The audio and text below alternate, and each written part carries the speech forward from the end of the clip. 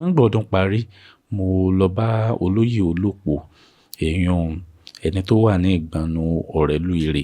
Wọ́n ní àwọn gan làwọn sọdún Èṣù fún Ọọ̀ni Àdìmúlà ọ̀rẹ́ lúéré.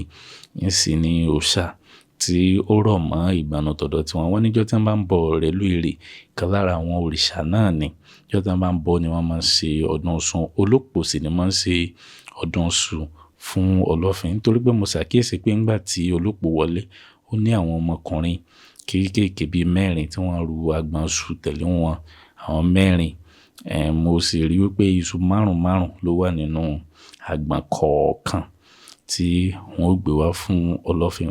Wọ́n ní báwọn bàbá wọn ṣe é ṣe ní, àwọn sì ni wọ́n wà ní ìgbànú. Wọ́n ní àwọn tí pa màálù darí láàárọ̀ yìí ní ilé àwọn níta Olópo tí àwọn fi bọ ọ̀rẹ́ lúéré tí wọ́n sì ń sọdún lọ.